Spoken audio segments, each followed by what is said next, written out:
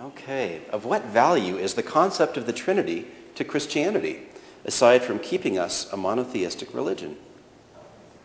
Want to take that one? I'll take part of it. I love that one. I think by and large the Trinity is a mystery. And one of the values of that is that we struggle with the idea of mystery and with being comfortable with mystery. And I think that there's some value in having some things in our faith that we don't understand and that are mysterious. And so that would be one answer.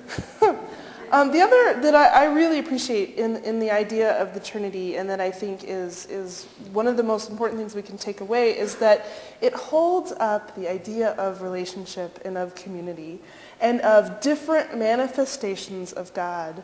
And I think that there's so much value in seeing the importance of community and relationship, and just valuing that God is manifested so differently in each of us.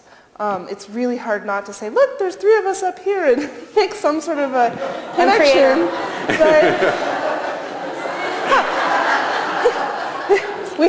Sorry. Anyway, but you could, to make a really, I don't know, dangerous parallel, but we all encounter God very differently, and therefore we're all going to present a different type of God, and yet our relationships are really important. And you could do that with any three people in this church or in the world, not just us. But that's one of the values that I see in the Trinity, and why we cling to it in the Christian faith. But you guys may have more theologically. No, I love that. Yeah. I think we'll let that one stand. How does God want to be involved in our daily lives and decisions? To what extent will God be involved in our daily struggles? You want to take that? So I have to come clean, first of all, to let you know that I adhere to something called process theology, and it's the idea that God changes, that God is mutable, that God is not all the omnis, omnipresent, omnipotent, omniscient. So God doesn't see everything that we do.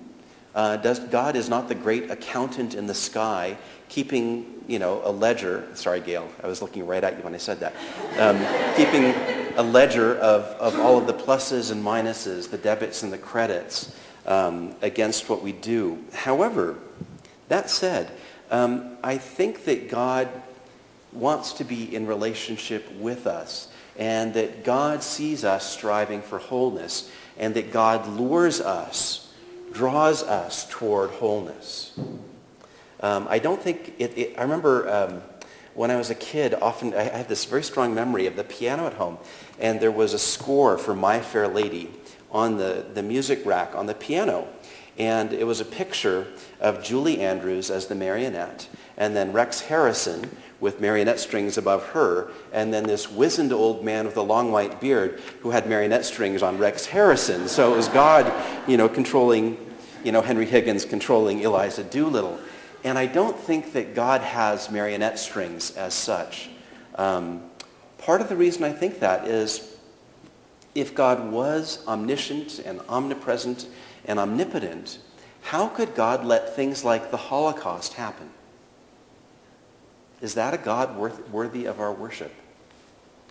So that may be a little heretical, but you can chew on that. Can I jump in Sure. and add one of the really neat things about process theology is that even though it limits God maybe in some ways that we're uncomfortable with, what it does say is that God is present in every moment, luring us towards the greatest good.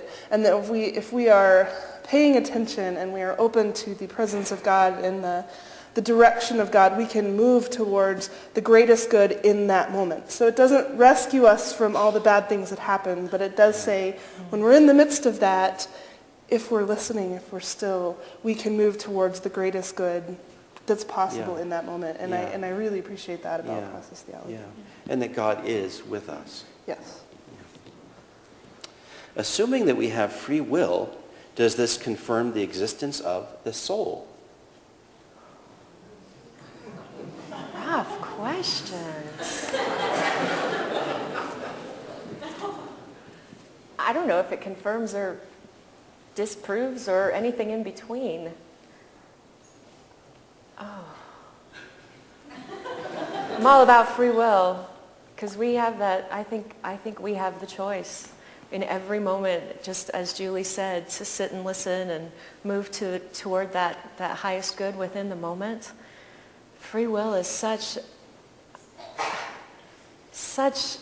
I think, a part of being human, that we have choices in every moment to enter into Holocaust or to fight against it.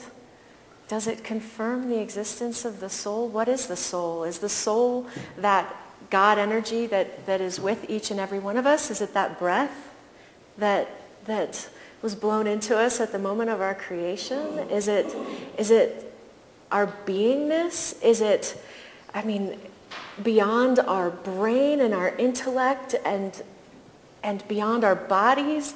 To understand what the soul is, I think, is beyond any of us. And yet we can get a sense of it, like that breath, that there's more to us than our simple functioning as creatures. So I can't disprove or prove or... So what you're saying is you're not a doctrine or Calvinist, and preordination or predestination is not a part of your theology. What is it, 1,700 of us going to heaven? Or I guess you're just not elect. How do we show love and acceptance to self-righteous... Oh, my goodness. Okay. Now, this is not my verbiage. To self-righteous right-wing religious zealots and stay true to our commitment to social justice. How do we show love and acceptance to self-righteous right-wing religious zealots? I'm going to answer this. I know I answered the last one. That's okay. It's hard, folks. No lie, and no lie. It's hard, and I am not good at it. None of us, I think, is good at it. But it's about love. It's about moving into that highest good in that moment. As a lesbian, as a woman in ministry, it's a constant battle in northern Colorado, folks.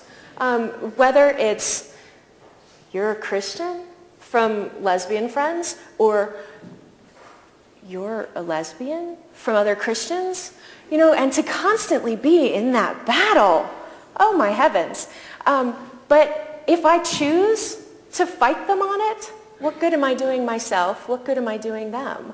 But if I enter into love, I don't know if I've shared this story before.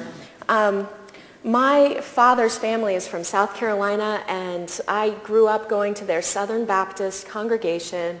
And my grandfather died maybe 6 years ago. And we went to the funeral, and the preacher didn't acknowledge me at all.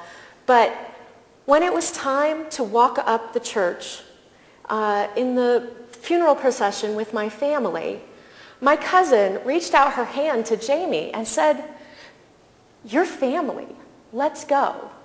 And so that's the love. That's the entering into, there are facts and there are things that we're going to disagree about, but if you enter in with love and that willingness to be in relationship, that's what it takes.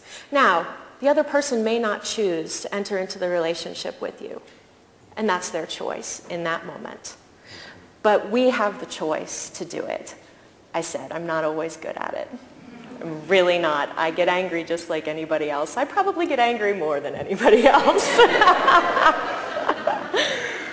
But that's my choice. And my cousin is such the epitome for me in that example of walking into that church and reaching her hand out to Jamie. Love. Well said.